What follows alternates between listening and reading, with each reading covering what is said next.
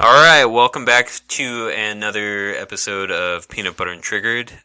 This is Jay Eastwood for my other co-host. Jacob. Sorry, when you said other co-host, it threw me off because that's not how we normally do our intro. I was like, what is he talking about? Yeah, Scott's under the weather, so he won't be joining us today. I think he has a temperature, and hopefully he's doing well. So best wishes, Scott. I hope you feel better soon. But this is going to be kind of a special episode of our show because we're going to be talking about our dreams today. Our dreams are actually going to be interesting because we've been taking these lion's mane pills, and I only started taking them because Jacob told me that I was going to have vivid dreams, and I was actually really interested in being able to recall those. So for all of you out there, Jacob, how long have you been taking these lion's mane pills? Are you playing a lullaby? Yeah. Dude, that's awesome. Okay. Sorry, dude. I was like, whoa, that's awesome. Did you think you were like losing it for a second? Dude, for a second I was like, what the fuck? I was like, who's playing that upstairs? And then I was like, open up Discord and I see your mic's like moving like even when you pause, and I was like, oh shit, never mind. So I've been taking these I bought a month's supply. I actually literally took my last two last night. I actually went up to Kylie and I said, you know what, since you think I can't remember anything anymore, fuck it. And then I took the last two pills, but I pretended like I was pouring the whole bottle in my mouth. Are you going to renew your month's supply? Huh? Are you going to renew your month's supply? I don't know, man. I feel like I just don't sleep the same. Like, I feel like when I wake up, like, okay, I think I've been taking them wrong. You're supposed to take them in the mornings. I've been taking them at night because I'm like, dude, huh? I've been taking them in like the middle of the day. Oh yeah, like morning is when you're supposed to take them, like right when you wake up, because it's supposed to help with your memory, and so that'll help you through your memory throughout the day. The side effect is dreams, but I said fuck that, dude. I don't remember shit. I'm never gonna remember shit, so I'm here for the dreams. Yeah, that's literally the only reason I care. Maybe I should have been taking them in the morning. Do you think that would have better effects on my dreams? So I don't know if it's been affecting your sleep, but when I took them in the morning, I slept 1,000 times better.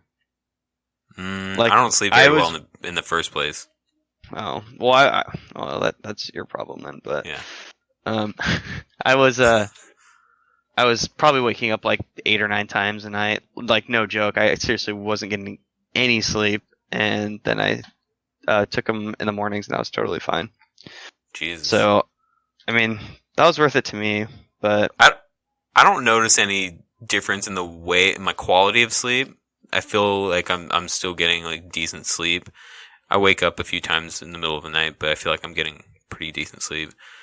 But the dreams, dude, it was like clockwork, dude. I don't know if it was like a placebo effect or anything like that, but it was nearly immediately I started to recall my dreams in vivid detail, and I've had situations where a dream felt like I was watching a movie, and it's only happened a couple of times really, that I can remember anyway.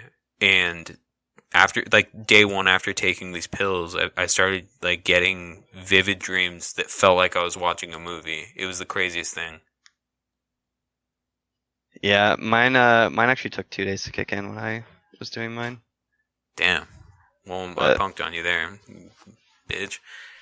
Yeah, dude, you're just more superior than me. Yeah, I know. I don't have that weak mindset. Oh my god. Dude, that's my fucking saying, okay? Yeah, you have a weak mindset. So, go ahead.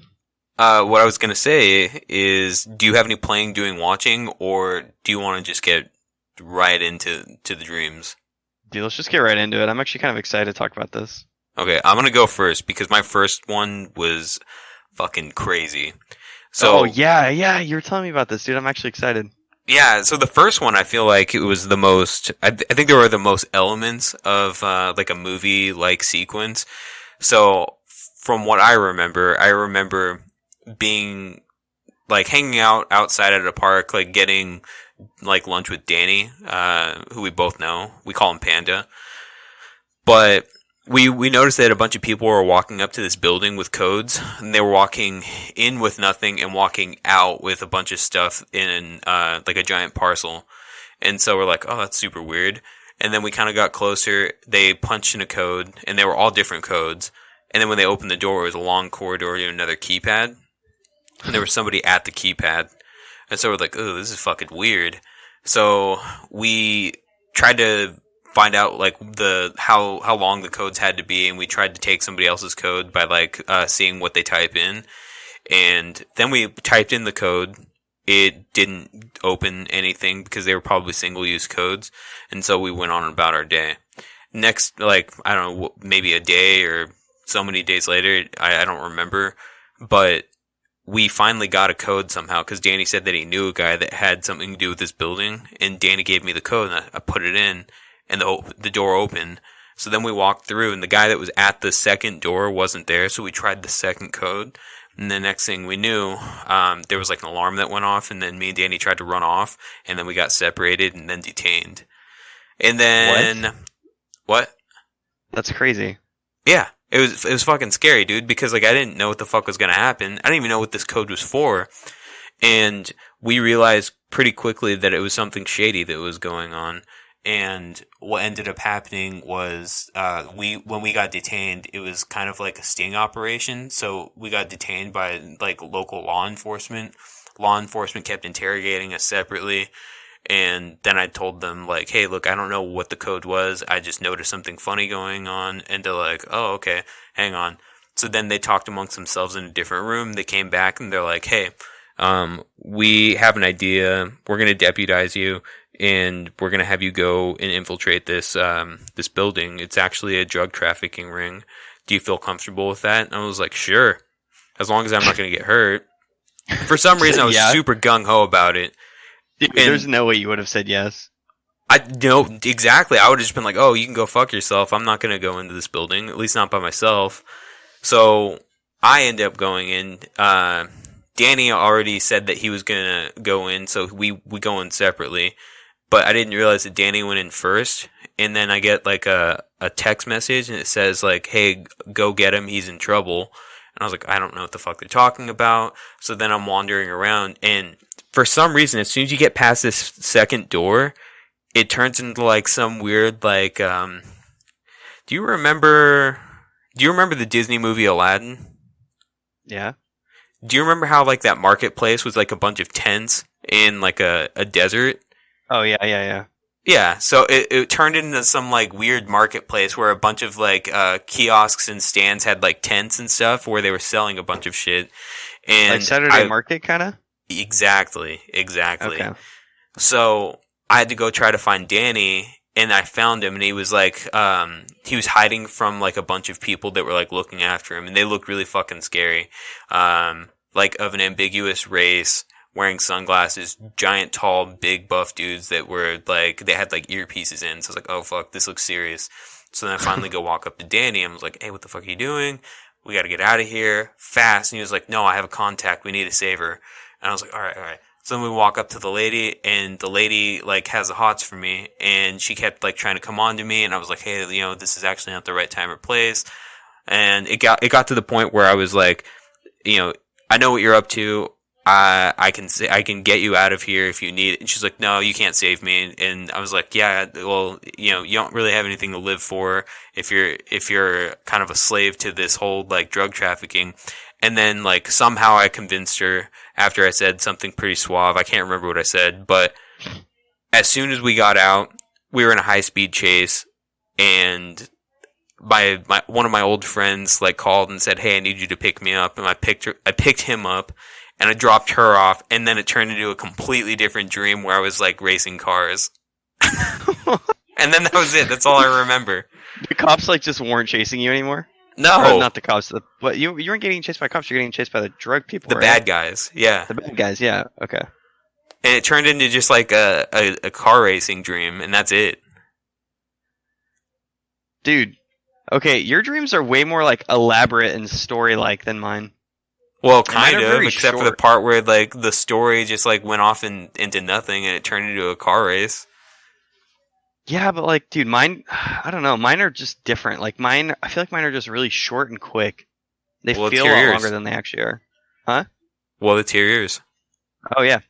So, I was at my friend's house. We were, I think, like watching TV or something. I don't remember exactly what we were doing, but I do remember that he was like, "Dude, go check. Let's go check this out outside." And so, like, check something out outside.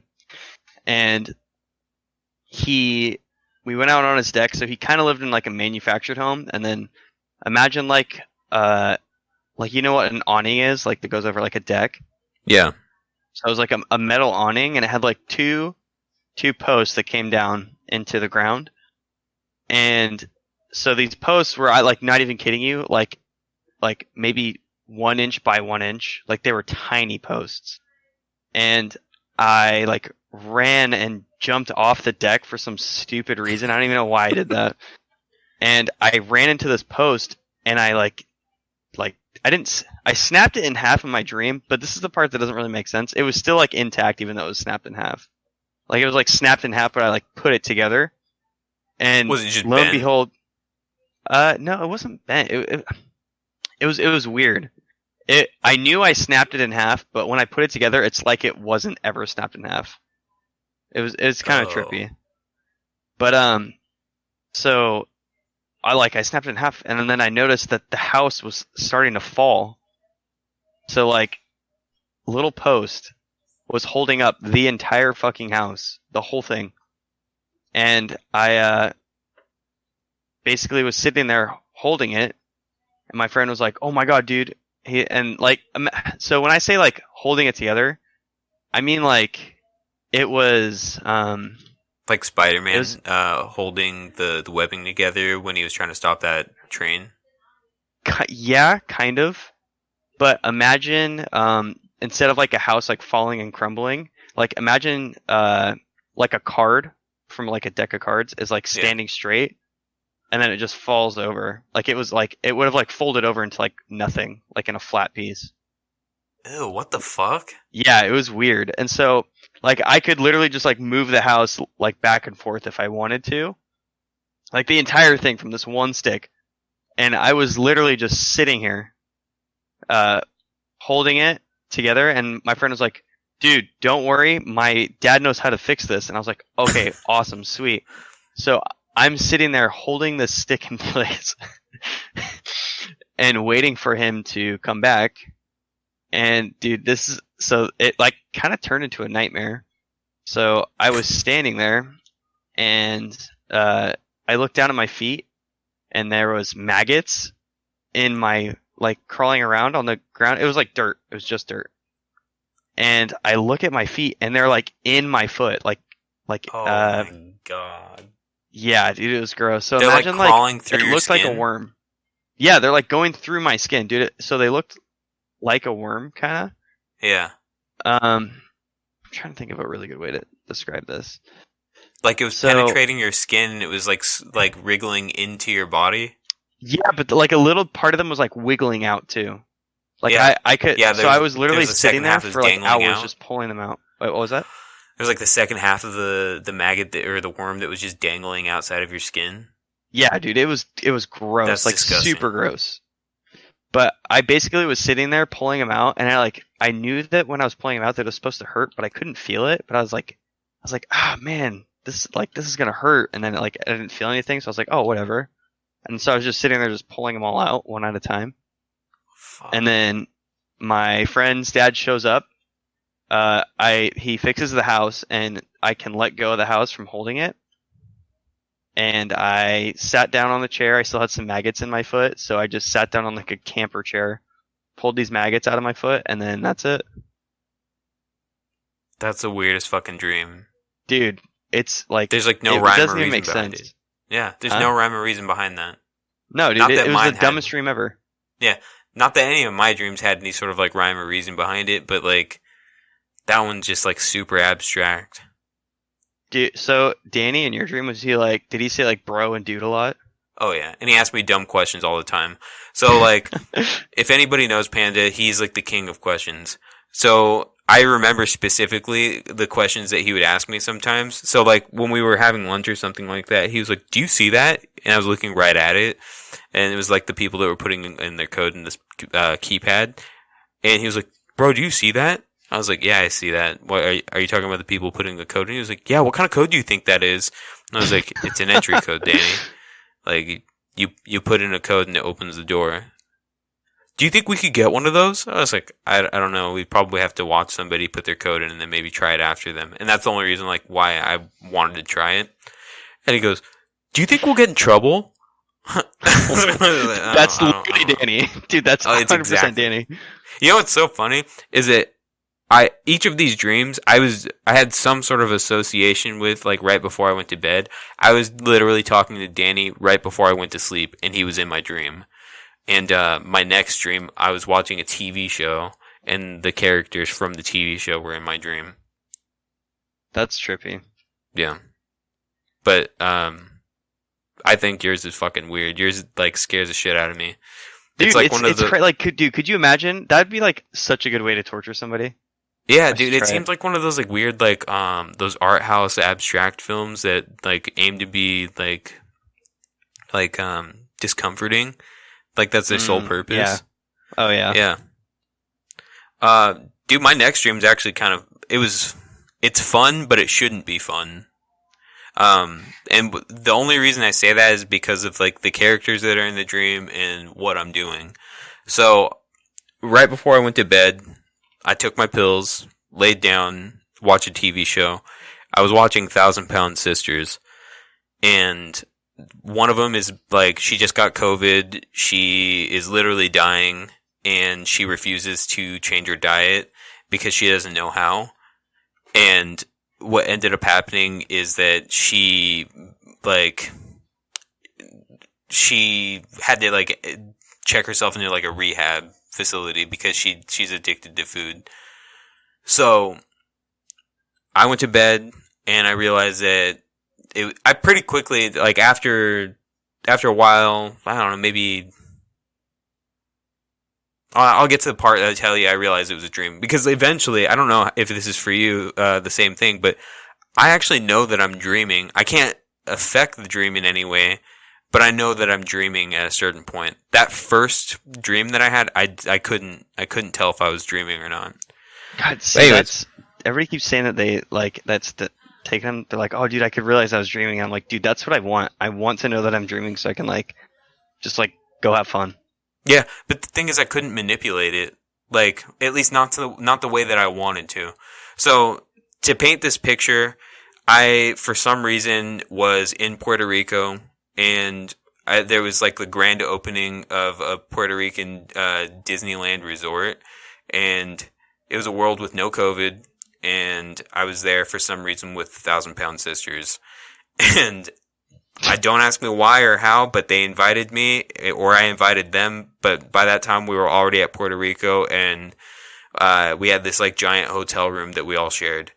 So what ended up happening is I was going out and I was doing a little bit of shopping, and they were at the hotel room, and then they called me. They're like, "Hey, go pick us up some food and bring it back." And I was like, "Okay, cool. I'll pick up some food. We'll hang out." And then I started getting like notifications on my phone for like severe weather warnings, and I noticed that I looked back at the sky and it was completely dark gray. But it's like the kind of dark gray that still has like bright like gray clouds in the sky, and like there's about to be like thunderstorms and stuff, if you know what I mean. Yeah.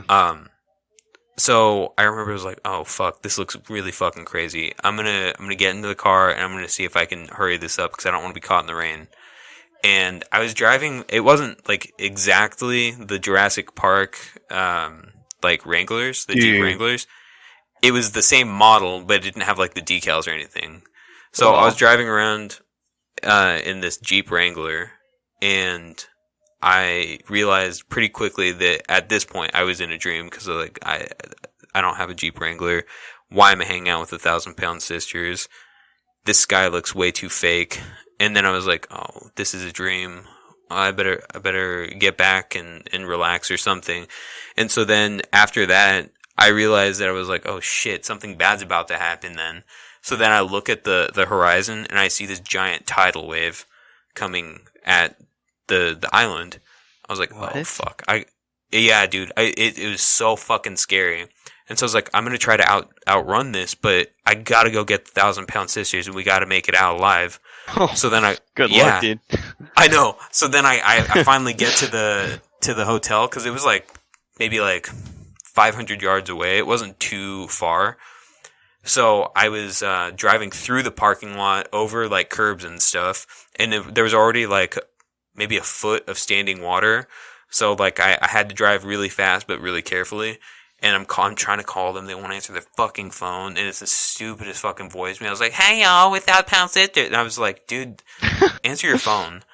Is that from the movie or the TV show? Yeah.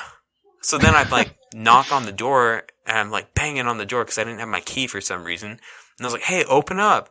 And so then they finally opened up. And I was like, hey, we got to get the fuck out of here. There's a giant tidal wave that's about to hit the island. We need to like head toward the mainland. Or otherwise we're going to die. And they're like, I had a good run. I was like, oh my god, are you serious? Alright, fuck you guys, I'm out of here. And like, I didn't even hesitate. I literally asked once and then realized they're lazy pieces of shit. I'm out of here. So then I got back into the Jeep and I had to like wade through like, at this point it's probably like 2 feet of standing water. And I was just driving away from the coast as fast as possible. And then I could see like the water like slowly but surely like, getting more and more shallow. And so I was like, all right. And then as soon as I looked back, it just giant fat tidal wave that hit the hotel and just completely consumed it. And I was like, there's no fucking way they survived. And I had just gotten out of there in the nick of time. So then at that point I had to like run up these giant stone steps. And then like I just sat there and watched the whole thing happen. And I was like, wow, that was incredible. That was some of the best driving I've ever done in my life. And that's all I thought about. It was the kind of driving that I was doing, like the maneuvers I was making, like around like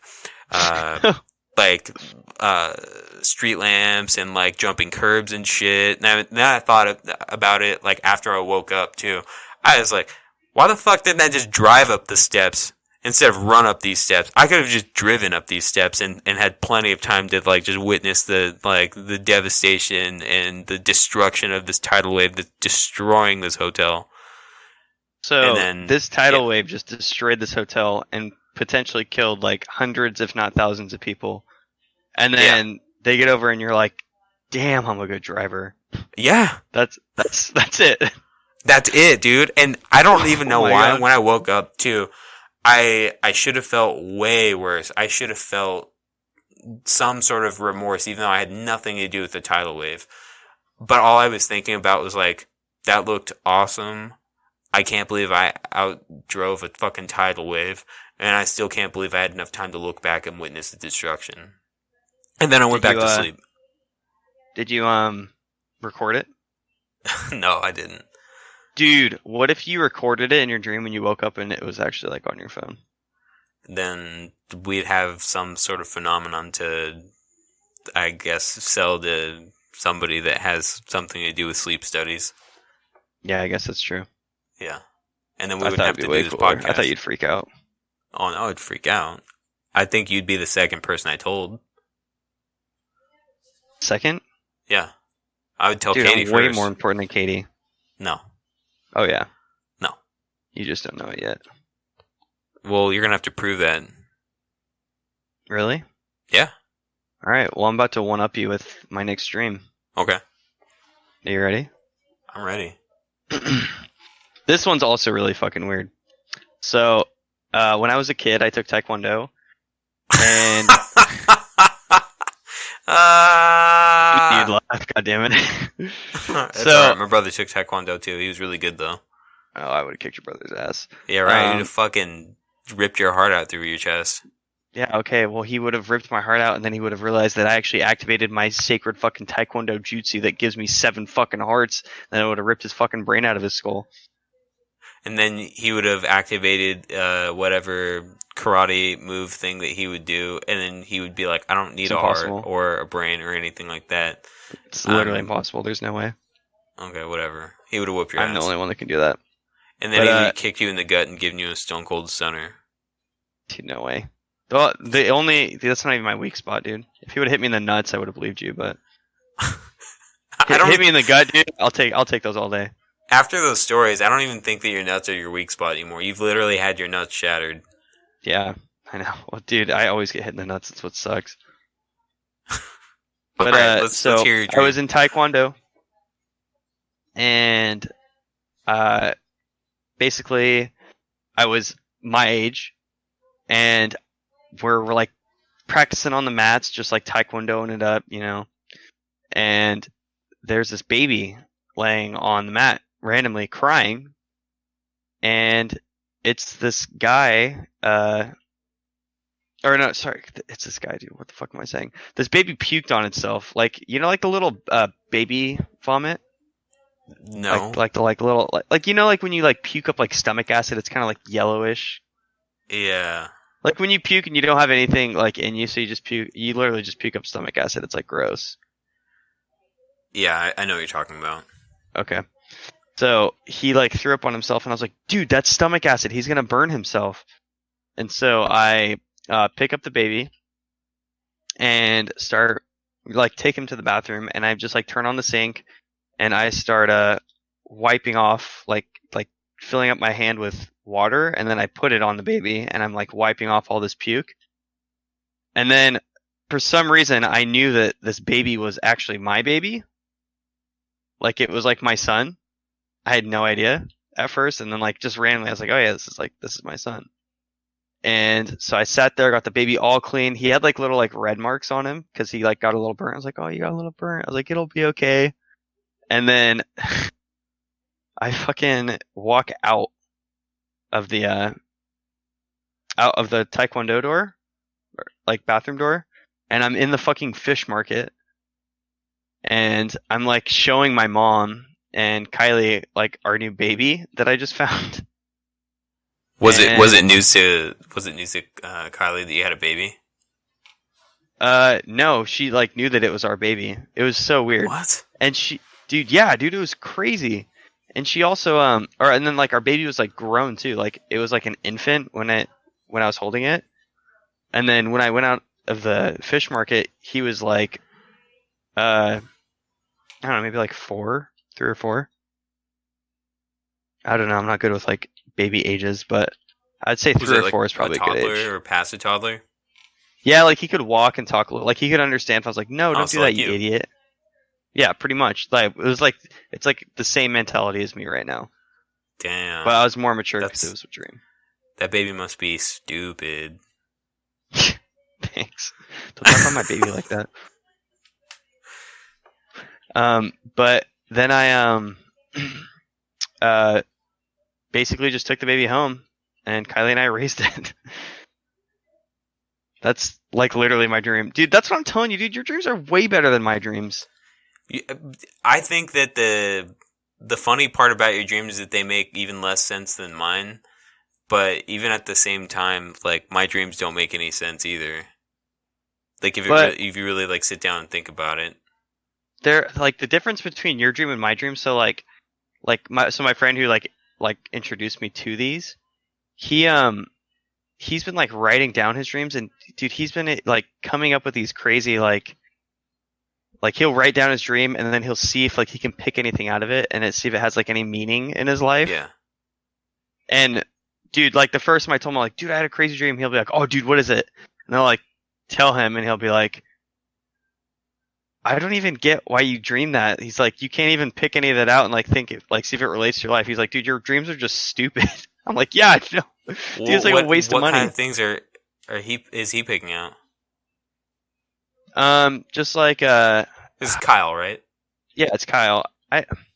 He'll like tell me his dreams, but I can't remember one of them. Oh, okay. So like he dude, this is crazy. So he had a dream that he was like buying this cryptocurrency, and it had a name and everything, and he wrote Yeah. down the name of the cryptocurrency. And when he had his crazy dream. I don't remember what the dream was. And then he went, wrote it down, and then after work he looked it up, and it turns out that this cryptocurrency that he made up is actually a real crypto. Like, it's actually real life. It's a cryptocurrency that he had never heard of before, and it was supported by this app Voyager. And so Coinbase is like one of the big crypto wallets, but then there's another one called Binance, and it was being shut down in the US. So he was actually looking for another platform that you can buy and sell crypto on, because Coinbase doesn't support everything. And so it randomly took him to this Voyager app, and he used it. And dude, this is like where it gets like actually like nuts. So Voyager has its own crypto that it supports its own whatever coin that you can buy. And he just felt like he needed to buy some, so he bought some. And then this was like just before Dogecoin had blown up, and Dogecoin was on Voyager. And the crazy thing is, so like when people signed up for Voyager, because they started trying to find other ways to buy Doge, they bought that coin as well, and it ended up going up to like 200 or 300%, and he like tripled his money. If he would have put all of his money in, he said he would have been a millionaire, because it went up. It went up like 100. I can't remember. I think he said 120%. I could be lying on the percentage, but it was like a crazy return. Well, dude, that's really similar to one of my coworkers. Ben. He was dreaming about like some weird crypto that he was supposed to buy because it had just dipped down to like a really, really low price, and it was on the up and up. And he even remembered like the price, like roughly it was like 1.3 like dollars or whatever, 1.34 or something like that. And then he went back when he woke up, and he went back to go look at the price, and it was like at 1.18 after it had been like way different before. So like the price was like pretty close to what he remembered in his dream, and he just thought that was super weird.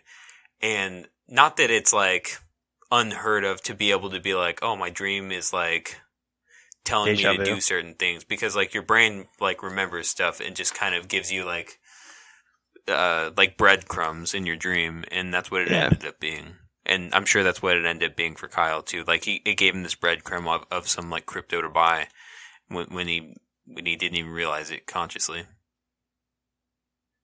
Dude, that's still so crazy to me though. Like how is that a coincidence? Like, how can that be a coincidence? It's not. That's what I was just trying to explain to you. Well, I know, but like it doesn't make sense, and I want it to make sense. I just tried to make it make sense to you. So no, it doesn't make sense why you can dream something and then it just like comes to life. I don't know. You're just manifesting it. No, you're not. Your brain sees it in like when you're conscious, you just probably overlook it and you probably don't even pay attention to it. But then your subconscious is like, hey, you should probably pay attention to this, even though you just kind of glazed over and you didn't realize what you were looking at. So it's your brain's way of saying, go look at it again. And then he looked at it again. Yeah, but dude, like making up a random cryptocurrency in a dream and then being a real cryptocurrency? It's not random. He probably random. Did see it. He probably didn't pay attention to it, but his brain saved it.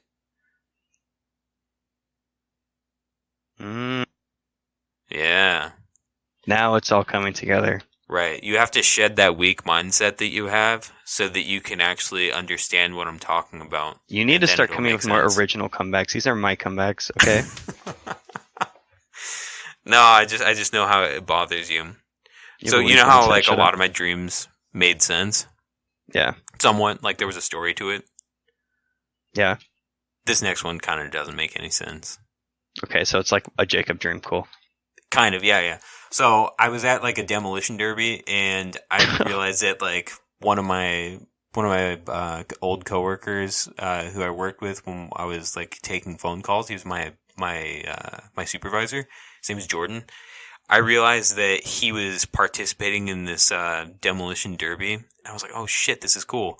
And so for some reason he didn't move, and he was in like a convertible that even had like the A and B pillars cut off. So it was literally just like the cab completely wide open.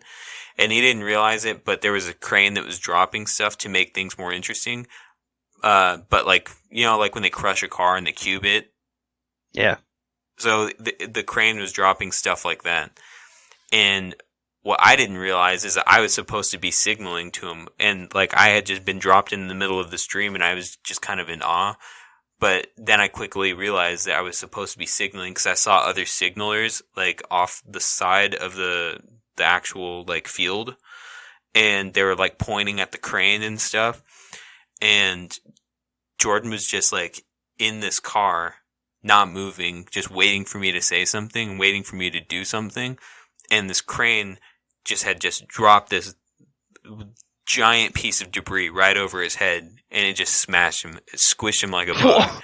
And I was like, oh my God. Did he die? No, he didn't die. Here's the thing. So then I was like, oh my God, I just fucking killed Jacob. So they stopped the whole thing. I run out there, and then he's just fucked up. And paramedics take him away, and they're like, it's all right. It's not your fault. You didn't know what was going on. And I was like, yeah, that's true. I didn't know what was going on. How'd they know that? And then Jordan was just like moaning, and he just didn't know where he was. And I was like, man, this is fucking crazy. And the next thing I see, it's on this like giant jumbotron, how like the look on my face. And then like when Jordan got smashed, I was like, oh my God. And then I saw it. There was like a fox that had run in the middle of the field or in the stadium and was also smashed, and everybody went, oh, like it was a collective gasp and like, oh, because the fox was smashed with Jordan. I was like, oh, that's not good. So I killed Jordan and this fox. And then I remember just driving home, and I was driving some like dune buggy too. It wasn't even like a normal car. It was like a dune buggy with like a roll cage. And then I realized that like Jordan had like FaceTime me, and I was trying to talk to him at the same time. I was like, Jordan, are you a cyborg? What's going on with you? He's like, yeah, they gave me a bunch of cool robotic parts. And I was like, oh, that's tight, dude. So this kind of worked out. He's like, no, I've lost my humanity, and now I'm coming to kill you. I was like, yeah, I was like, no, don't do that. I'm dumbing it down a lot, but like that's basically what happened. I was like, no, don't do that. It was a complete accident. I didn't know what I was doing. And he was like, oh, well, you know, I guess the human side of me doesn't know what it's doing either. So just get ready. And then he hung up the phone. I was like, oh, fuck this. So then I am trying to drive home as fast as possible because I need to pack my shit and go into hiding. And so I'm trying to drive up these cliffs in. You know how like in Grand Theft Auto 5, if you drive over these cliffs, you have to really get a lot of speed, otherwise you'll just flip your car or like you'll just crash it in some way. This is exactly what I was doing. I was like driving up this hill and I couldn't get enough speed, and then I was destroying this car, and I was like, I'm not going to be able to get home in this thing. So I get out and I start walking, and the next thing I know, like I'm walking through the woods, and you know how like in movies, when you don't know what's like stalking you, you just see like a shadow like run quickly across the camera. Yeah. So there was a bunch of that, and I like look over my shoulder real quick, and then I didn't see anything.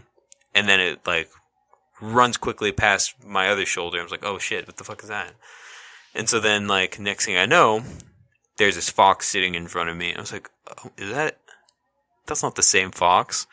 And then the fox has like a weird like bionic eye, and its hind legs were metal. I was like, no way. And then it like, you know, when dogs like start growling and they show their teeth. Yeah. It had like a bunch of like jagged, like rusted metal in its mouth. I was like, oh, dude, fuck. And so I start running, and this fox is like catching up to me with no problem. And like its legs had like pistons in it and stuff. So like you could see all of like the mechanics moving. And I was like, I'm going to fucking die. This thing's going to kill me. And I was like, I got to go back to that dune buggy. And so I ran as fast as I could. And this this fox is like trying to see what I'm doing. And it's just toying with me. And so then I finally get in this dune buggy again. And I finally drive off. And I don't know why the fox let me do that. And so I was like, all right, cool. Well, then I'll just take the freeway back. I'm not going to try to fuck with like going over these mountains. And then this fox all of a sudden just in the middle of the road again. I was like, oh my God, I'm going to fucking die. So then I was like, you know what? I'm going to kill this thing. I'm going to try to just run it over. Again. Yeah. And so then I take this dune buggy, like full speed, which is like no speed. It's like a golf cart at this point. And then I hit the fox. And then I just hear it like crumple up underneath the dune buggy. And I was like, oh, that was an easy boss fight. And then I see Jordan in like a semi truck smiling at me, but he has like a really like mean, evil, twisted smile. And then at this point, I was like, I'm fucking dreaming. I was like, there's no way that this is real. So then I finally get home, and it's this dilapidated, like, half-built house. And you know how, like, doll houses are, like, the fronts of them are completely open so you can see inside of rooms? Yeah. So part of my house is like that, and then the other side on the lower level is like that. And I'm getting my one of my cousins to help me like remodel it. And this is super strange because I'm speaking Spanish in my dream. And this is the first time. Yeah. This is the first time in ages that I've spoken Spanish in my dream and like been able to actually like understand and like do all this stuff. Cause like, I don't know, I would say like 99.9999% of my dreams have all been in English. And in my dream, for some reason, I can't necessarily communicate with the same ease that I normally would.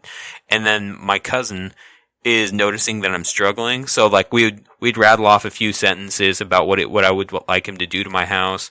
And then he sees me struggling and then he starts speaking English to me. And I was like, oh, okay, yeah, that's great. We could just start speaking English now then if you want to do that. And then he'd start speaking Spanish to me again.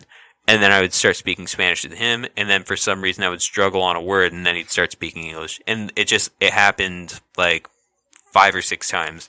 And I was like, why the fuck is this happening? And I was like, I thought I was dreaming. And I was like, I am dreaming. And then I just woke up. Like from your dream. Yeah, that's it. And then, like, was it time to get ready? No. I just woke up and then went back to sleep, and I don't remember what dream I had after then. Dude, you know what's crazy is like today, I was like, I woke up and I was like, man, that's crazy. I didn't have a dream. I was like, but I swear I thought I did.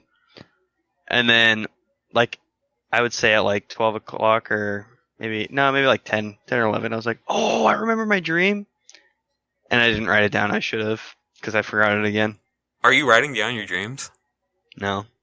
I think I'm going to start doing that, man. I got to get like a notebook or something and just like keep it next to my bed.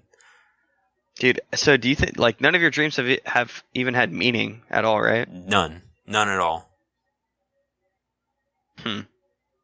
I remember maybe like 6 years ago, 5 years ago or something like that.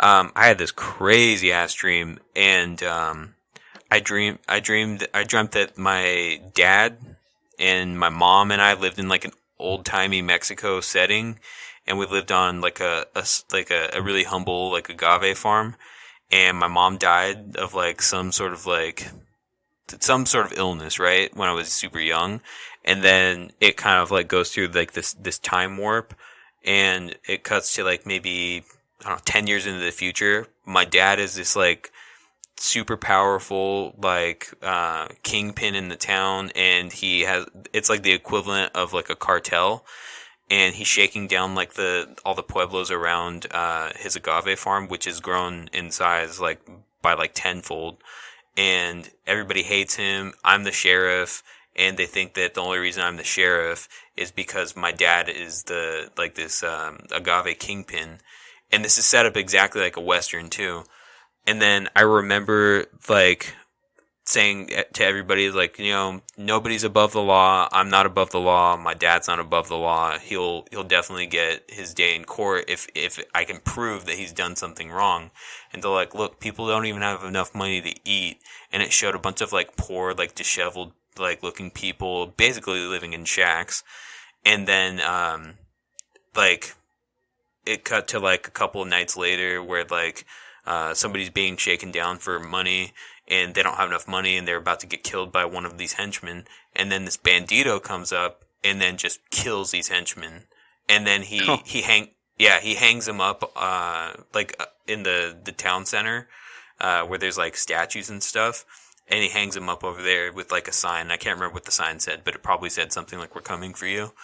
And then my dad found out, and he comes to the sheriff's office, and he says, you know, if you're law enforcement, you better enforce the law, or else we're gonna have to take the law into our own hands. And I was just like, fuck that.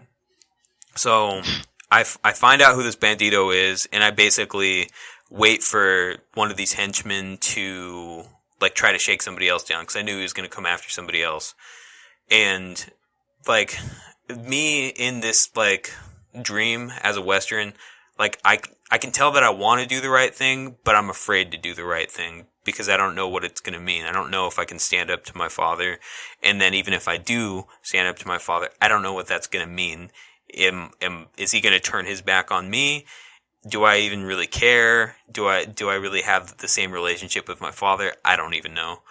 So then this bandito comes by, and then I ambush him. I put him in handcuffs, throw him in jail, pull his mask off.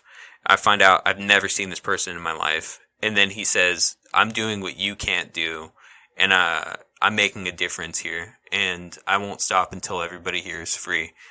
And then I was like, well, that's ironic because you're not free and you're behind bars. So then he was like, okay, we'll see how long that lasts. And just as he said that, there was like an explosion. And so I had to go investigate it, and turns out it was nothing. It was like fireworks. I was like, oh, that's crazy. So then I go back to the sheriff's office, and he's gone. I was like, fuck. That was a diversion. It had to have been a diversion. So then I was like trying to get ahead of it. I was going to go visit my dad and tell him what happened. And the next thing I know, it's like this long, windy road up to my dad's house, and I noticed that his lights are still on. So I was like, okay, cool. Well, at least he's still awake.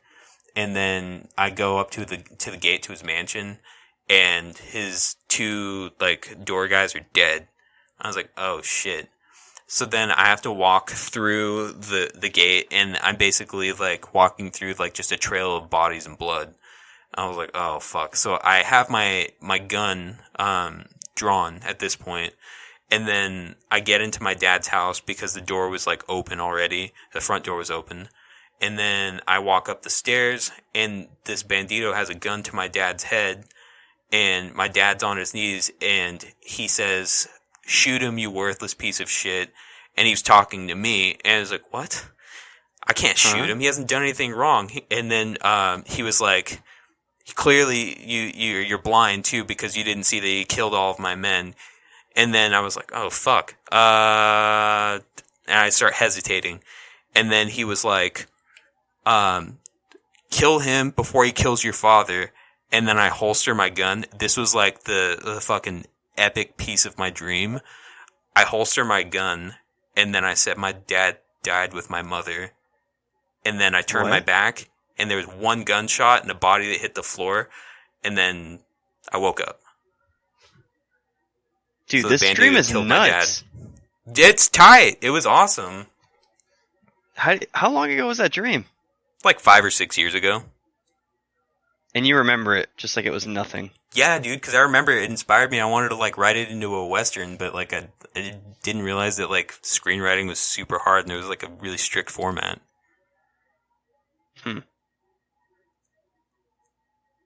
But that was pretty much it. And there were a few problems with the dream too, because as I was thinking about it, like any Western really, like you got to have like a love interest. There was no love interest in it, and it was kind of flimsy because like agave farms is really only a substitute for like drugs or something like that, and like I don't know, it didn't all completely make sense. It made sense when I say it out loud, but like if you saw it, you would just be like, part of this doesn't make sense. But it was tight. Dude, stripped ass. Nice. Do you have any other dreams that you want to talk about? I mean, dude, that's really it, to be honest. Yeah, dude, I'm gonna keep Dude, this thing going. I'm gonna see how crazy my dreams get. yeah, I think I'm gonna. I think I'm going to start writing them down just so I can share more on the pod. Yeah. But I mean, I think that I could probably like potentially have crazier dreams. Dude, I feel like I probably have like 10 crazy? dreams I just don't remember. Yeah. I think you need to Sucks. start writing them down. Any shout outs you need to get off your chest? Yeah, shout out to Jax, dude. Yeah. Seriously, you rock. And then shout out to my mom and Kylie and Panda. Nice. That's pretty Shout much out it. Scott. First of all. Scott. Shout out Ben's mom. Shout out Jacob's mother. Shout out Javad. Adolfo, Delbert, Patricia. Shout out to the 1,000-Pound Sister. Shout out to Jordan. Shout out to the Cyborg Fox. And Oh, my baby. God. And shout out to Jacob's baby. Thank If you. there's anybody I'm missing, sorry. It's a lot of shout outs to keep up on. But that's it for this week. I think next week, as long as Scott's feeling better, we should be, I think, all three of us on the pod. I also have finished up with this term of school, so I won't be as busy. So Thank God. yeah.